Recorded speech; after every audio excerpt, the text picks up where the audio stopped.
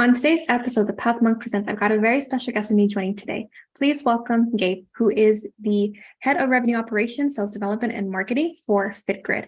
Now, for all of you who don't know, FitGrid, what they do is that they understand the power of community. They believe that strong bonds between studio owners, instructors, and students lead to a more connected fitness community, which is the reason why they were created in the first place within the fitness industry. They are communication first, and their connective platform allows for personalization communication between studios, instructors, and clients. Gabe, thank you so much for joining us today. It's an honor to have you on our show. Thanks, Mariah. Nice to meet you. Yeah, nice to meet you as well. So for all of our listeners out there, tell us, what does FitGrid do overall? Yeah, we do a lot of things, but I think the main thing that we focus on is community engagement. So I think you said it a bit in the beginning, but we're focused on building relationships between like the three relevant parties in a boutique fitness studio. So the owners, the instructors, and then the clients. If we can connect these three stakeholders, people come back to the studio much more often and ultimately are just more engaged in their community because people want to have really strong relationships right now. There's a loneliness epidemic going on. And if they're able to, highlight these relationships, they're just happier overall. Yeah, they are. And I feel that with, especially that community element, you summed it up perfectly. It keeps people wanting to come back for more and more and with wanting to be in that environment overall. So in terms of your clients, I know you mentioned, studio boutiques, but what other industries do you cater to as well? Yeah, so we're super focused on boutique fitness. So everything from the yoga industry, the Pilates industry, it might be cycling, CrossFit, and we work with everything from one owner and one instructor companies to big enterprise brands like an F45 or a Bar 3 or a Farrell's Extreme Boot Camp. So we work with kind of the gauntlet of boutique fitness studios, which keeps our life really interesting because us at FitGrid, we all love fitness. That's why we're there in the first place, is we love fitness and we believe that like the whole world is a place to be more healthy. And if we can promote people to be more healthy, like ultimately we're doing our job. So. Yeah, absolutely. Especially now too, where people they want to work out, but they don't necessarily know like, okay, where do I start? Especially for a lot of people, the gym is intimidating. So it's great where, in boutique gyms, you've got Pilates, cycling, CrossFit, and then again, bringing in the community aspects, it helps to empower people as well with reaching their health goals and staying healthy as well. Yeah, I think it's about being healthy, but it's also about like helping studio owners and managers. Like it's a hard job in a very competitive space for them. So anything that they can do to get their clients to come back for a second visit or stay longer, like goes a long way. And that's to be able to help like mom and pop shops who are running yoga and Pilates studios who just want their clients to be healthier. Like ultimately, like I love helping small businesses. I think it's such a hard job, but like these people are the ones who built the US economy. So as long as we can highlight it, like it's amazing. Yeah, absolutely. So in terms of your clients, how do they typically find you? What is your top client acquisition channel? Yeah, so right now we focus a lot on outbound. We have, a sales team, a lot of cold calls. We do some emailing. Over time, we're shifting to more of an inbound model though. So we're looping in marketing emails. I'm on this podcast, right? We also, we want people to go on to our website. And so we're trying to improve that and improve conversions there. We have blogs, we're working with consultants that drive some people in, but our main model is outbound and then through just word of mouth and referrals. I'd say are the main two ways that we drive people into FitGrid. Wow. Okay. That's super cool. Thanks for explaining and showing me, how you guys have been able to meet with a lot of potential clients and how it's been working for you guys so far. So now we're going to switch gears. We're going to talk about the website. So what would you say are the major strengths of the FitGrid website? And then what are there opportunities for room for improvement on the website? Yeah, I mean, I think there's in terms of strengths, I think we have a lot of really qualified case studies. So we're really good at highlighting our customer successes, which I think is incredibly impactful, especially when you're trying to build out a growth team and try and build out just a growth engine for any business. Places where we can improve. I mean, we can always improve in SEO and as well as just cleaning up some things that might not be working properly. It's actually a huge initiative at our company right now to do a whole website refresh to try and just decrease our bounce rates and increase conversions, get more signups. So that's a huge thing we're actually doing right now to just optimize it overall. Oh, wow.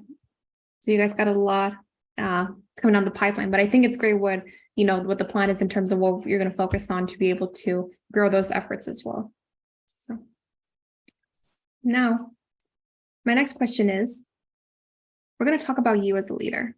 So I can tell you wear a lot of different hats within this company. So then what does an average day look like for you?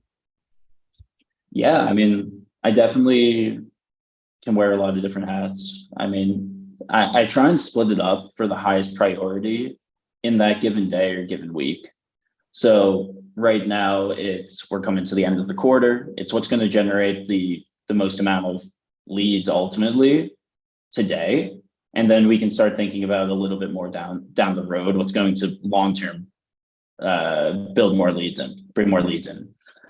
So a typical day might be, an hour or two of being on call blocks with my SDRs, call coaching them in real time, giving them feedback so that they're always constantly improving.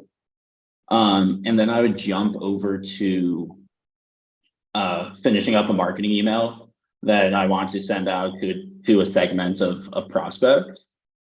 And then it'd be doing some of the data things, taking a deep dive into where our conversions are from a win rate perspective, or even from a churn perspective down the funnel. Why are people churning? How can we help resolve that by working cross-functionally with the product team or the marketing team or our sales team to make sure that we're going after qualified prospects. And then lastly, it's just understanding who else in the business needs my help and always offering up help first. I know there's going to be times that I need help myself, but if you're able to ultimately help people in the other businesses, like the different business units, that's how you're going to get the most done. And, bringing in leads is a company initiative, just like clogging churn is a company initiative. If the whole company needs to revolve around that approach as the number one goal, because if you have, a fat pipeline, it cures a lot of problems. So, there's no one day is the same with me in my role right now. It's really just finding what's going to move the needle and focusing there. Yeah, it makes sense. But I think it's great where, you're able to manage all of these different things and being able to focus on what you need to get done depending on the day or, project-based or week. So that's great. So now we're coming close to the end of our interview, and I'm going to ask you some rapid fire questions. Are you ready? Let's do it. Awesome. All right. So if there were no boundaries in technology, what would be the one thing you would want to have fixed in your role today as a marketer? I mean, I'd like email deliverability to continue to go up. I think across the industry, that's been a massive problem.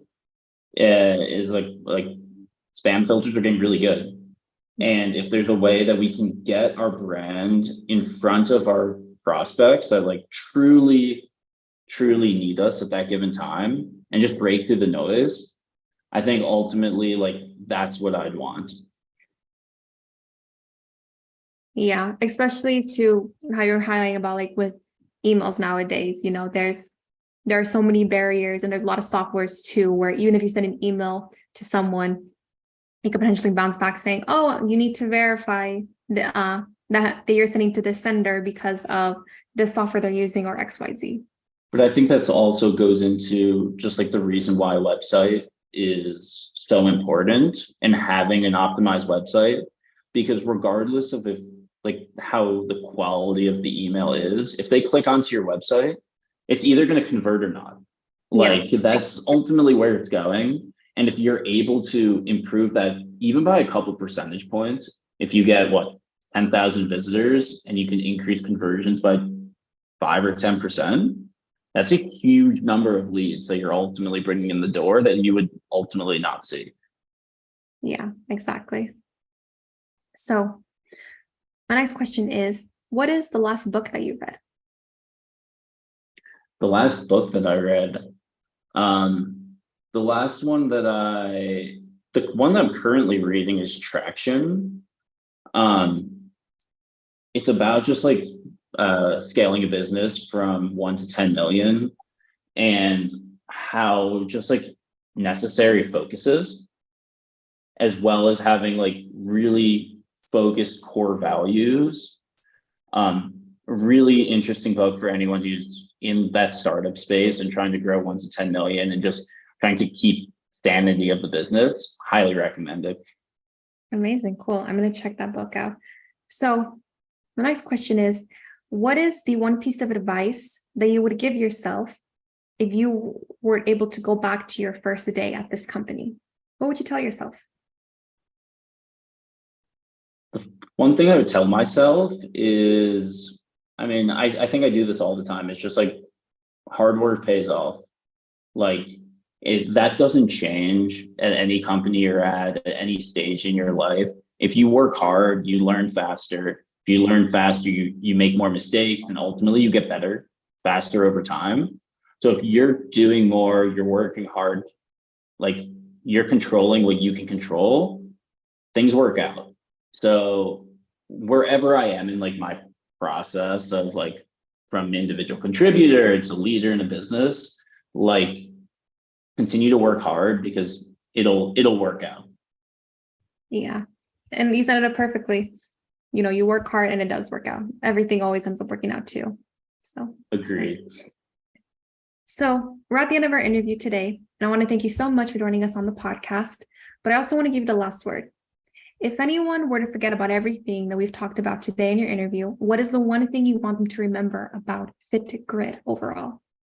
Yeah, the one thing I want them to remember about FitGrid is like the fitness industry is built on community.